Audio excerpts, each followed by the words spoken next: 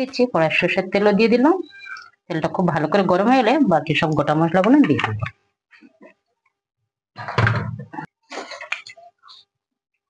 তেলটা গরম হয়ে গেছে, তেজপাতা দিয়ে দিলাম, দুটো শুকনো লঙ্কা, একটু গোটা জিরে, বাবা এই তো আজওয়ান, একটু গোটা জিরে দিয়ে দিচ্ছি তেলের মধ্যে। আর এখানে ইলাইচি, লবঙ্গ আর দালচিনি আমি এটা থেতে রেখেছি শিলে, এটা দিয়ে দিলাম। এবার দিয়ে দিচ্ছি পেঁয়াজ।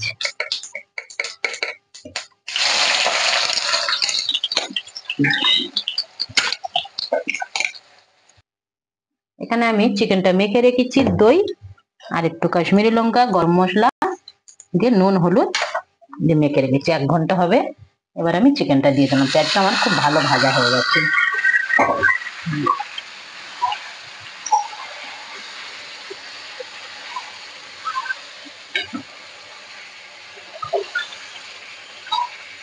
খুব ভালো করে আবার কষতে হবে এটাকে।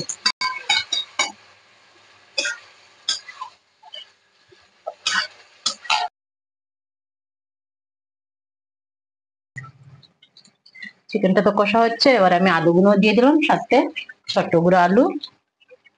আরো 5 মিনিট কষে নিয়ে তারপরে আমি টমেটোর পিউরিটা দিয়ে দেবো।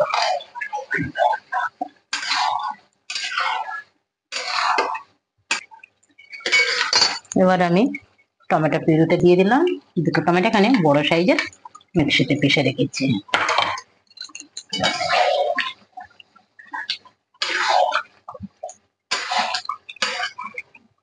খুব ভালো করে কষতে হবে, যে তেলটা ছেড়ে দিবে আলুটাও সেদ্ধ হয়ে যাবে।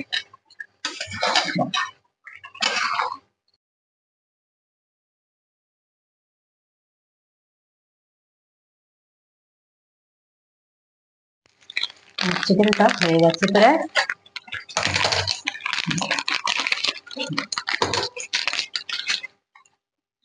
আর কিছু লাগবে না।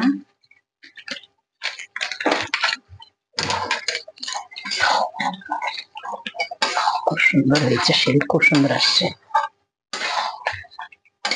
পুরো আলুটা দেখ গলে গেছে কষতে কষতে, আলুটার কোনো নামও নিশান নেই। আপনাদের যদি এই ভিডিওটা ভালো লাগে তাহলে অবশ্যই লাইক, সাবস্ক্রাইব, কমেন্ট, শেয়ার অবশ্যই করবেন। ধন্যবাদ।